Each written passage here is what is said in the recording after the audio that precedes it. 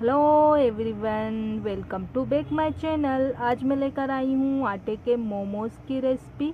मोमोज़ का नाम आए और किसी के मुंह में पानी ना आए, ये सोच पाना ज़रा मुश्किल सा है, लेकिन क्या इसमें इस्तेमाल होने वाला मैदा याद आते ही आप हाथ पीछे कर लेते हैं?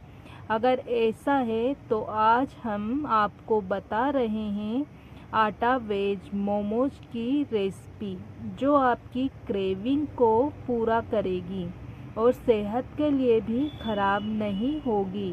तो सोचना है क्या, चलिए बनाते हैं फिर वेज विथ मोमोज। इसके लिए रेसिपी कम्प्लीटली देखिएगा। पसंद आए तो प्लीज़ वीडियो को लाइक, शेयर और सब्सक्राइब करना नहीं भूलिएगा।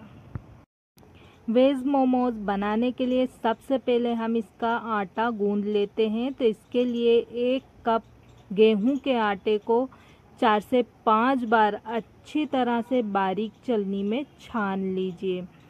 फिर इसे एक बड़े बाउल में पलट लीजिए और अब इसका हम आटा लगाएंगे। अब इसमें हम डाल देंगे स्वाद अनुसार नमक और साथ में इसमें हम डाल देंगे 1 टीस्पून वेजिटेबल ऑयल और अच्छे से अब इसे हम कर लेते हैं मिक्स हाथों से। अब यहाँ पर मैं ले रही हूँ नॉर्मल पानी और थोड़ा थोड़ा पानी डालते हुए मोमोज का आटा लगाना है हमें। इसका जो आटा होता है स्टिकी लगता है, तो एक स्टिकी सा डो बना करके हम तैयार कर लेते हैं। अच्छा, आप सब में से किस किस को मोमोज बहुत ज़्यादा पसंद है, बहुत अच्छे लगते हैं? भाई मुझे तो ये बहुत ही अच्छे लगते हैं, मेरी फेवरेट डिश है। आपको पसंद है तो कमेंट सेक्शन में कमेंट करके ज़रूर बताइएगा। आटा गूंद लेने के बाद इसे 30 मिनट के लिए एक तरफ कवर करके रख दें। तब तक हम बढ़ते हैं अगले स्टेप की तरफ। तो हम मोमोज़ के लिए एक बहुत ही टेस्टी चटपटी सी फीलिंग बनाकर तैयार करते हैं और इसके लिए हम मैगी का इस्तेमाल करेंगे। ये हाथ की घर की बनी हुई मैगी है और रोस्टेड है। और साथ में ले रहे हैं हम चौथाई कटा हुआ पत्ता गोभी, ऐसे बारीक बारीक, और 2 हरी मिर्च बारीक चॉप करके, लाल कलर की मिर्च 2 अदद बारीक चॉप की हुई, और लहसुन 1 टीस्पून और अदरक 1 टीस्पून बारीक बारीक चॉप करके। 1 टमाटर लिया है, इसका बीज का जो बीजे वाला हिस्सा है हटा करके, और इसे भी हमने बारीक बारीक ऐसे चॉप कर लिया है। यहाँ पर हम ले रहे हैं 2 teaspoon tomato sauce, 1 teaspoon white vinegar, 1 teaspoon गरम मसाला पाउडर, स्वाद के अनुसार नमक लेंगे, और 1 टीस्पून हम ले रहे हैं सोया सॉस, और ये है अजीनोमोटो। इससे बहुत अच्छा स्वाद आता है। बाज़ार में जो मोमोज होते हैं ना, चाउमीन वगैरह, सभी में इसे इस्तेमाल किया जाता है। तो चले फिर देखते हैं इसे बनाने का तरीका।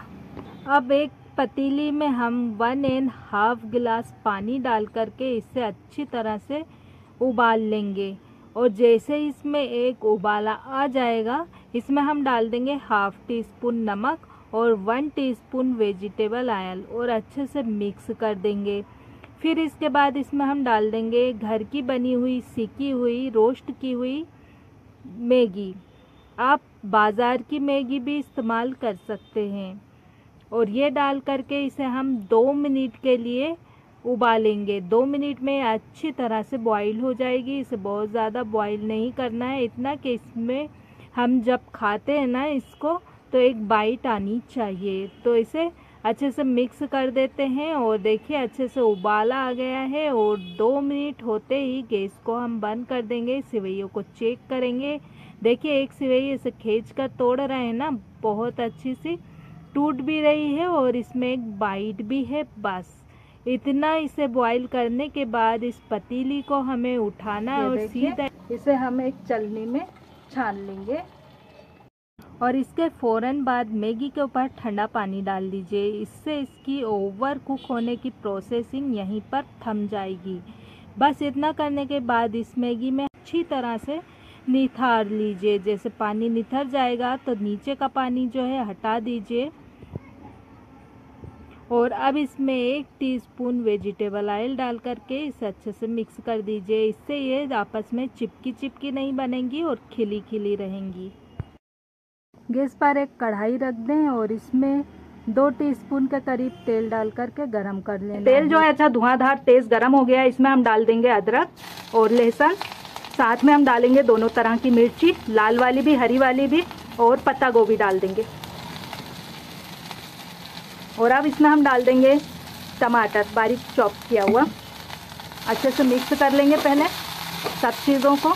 इसमें हम डाल देंगे स्वाद अनुसार नमक, गरम मसाला पाउडर,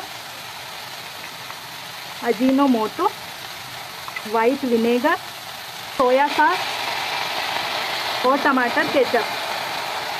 ये चीज़ डाल करके इसे हमें मिक्स करना है। और पत्ता गोभी को हमें इतना पकाना है कि इसमें एक बाइट रहे। पत्ता गोभी को हमें ओवर कुक नहीं करना है। पत्ता गोभी जो है हल्का सा सॉफ्ट भी हो गया, इसमें एक बाइट है, बस इतना हमें चाहिए। अब इसमें हम डाल देंगे मैगी जो हमने उबाल कर बॉईल कर रखी थी। इसे हम चला लेंगे बढ़िया से, ऐसे अच्छे से, जिससे बढ़िया खिली खिली रहेगी। ये देखिए बढ़िया सी स्टफिंग बनकर तैयार हो गई है, खिली खिली। इसे हम ठंडा कर लेंगे। आधे घंटे के बाद आटे को लें और इसे दोबारा से अच्छे से मलें। फिर इसके 2 हिस्से कर लीजिए। तो इसे मैं चाकू से कट करके 2 हिस्सों में डिवाइड कर लेती हूँ। अब एक हिस्सा लेना है, इसकी लोई बना लेनी है और लोई बना करके एक लोई को हम कवर करके रखेंगे। एक लोई लेंगे और इसकी पतली और बड़ी रोटी बेल करके तैयार कर लेंगे। तो इसके लिए पटे पर हम थोड़ा सा आटा डस्ट करेंगे और इसे बेल लेंगे। रोटी हमने बड़ी और पतली बेल कर तैयार कर ली है। अब एक कटोरी या गिलास ले लीजिए और इसके किनारों से रोटी पर रख करके इसे छोटी छोटी सी डिस्क काट लीजिए।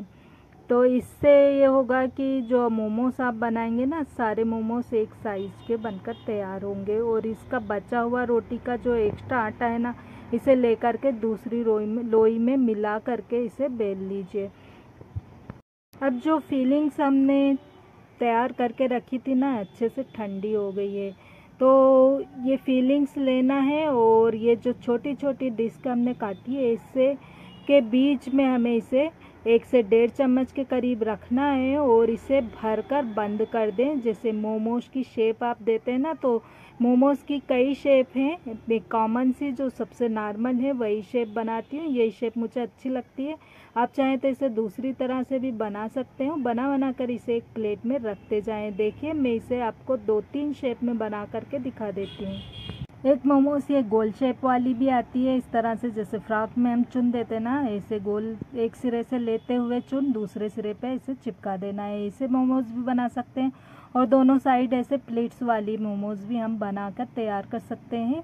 जैसे चाहे बना लें, थोड़ी सी प्रैक्टिस में आ जाएगा तो ये डिज़ाइन भी आप बना सकते हैं। एक और डिज़ाइन आपको बना करके बताती हूँ। इसमें हमें एक साइड से प्लेट्स लेना है, देखिए इस साइड से ऐसे, और जब 5 से 6 प्लेट्स ले लें एक साइड, तो दूसरे साइड का कोना उठा करके और इन प्लेट्स को ऊपर इस तरह से चिपका दें।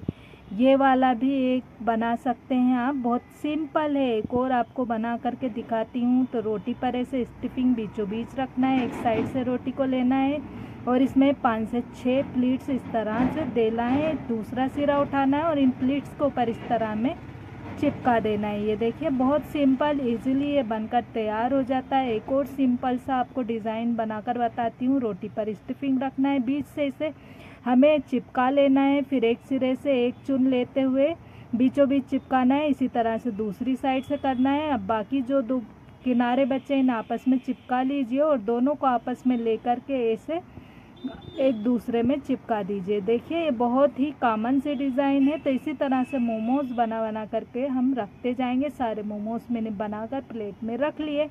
अब चलते हैं इसे स्टीम में पकाने के प्रोसेस में। तो एक कढ़ाई में 2 गिलास पानी डाल करके इसमें उबाल लाने तक का इंतज़ार कीजिए। जैसे ही कढ़ाई में उबाल आ जाएगा, इसमें हम एक चलनी रखेंगे। इस चलनी में मैंने पहले से तेल लगा लिया है और ये रखने के बाद इसके ऊपर एक एक करके हम सारे मोमोज रखेंगे।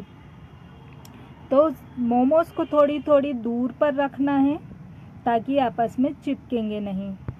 अब कढ़ाई को लीड से कवर कर दीजिए और स्टीम में हम इसे हाई फ्लेम पर 15 से 20 मिनट के लिए पकाएंगे। देखिए 20 मिनट हो गए हैं और ये अच्छी तरह से स्टीम में पक चुके हैं।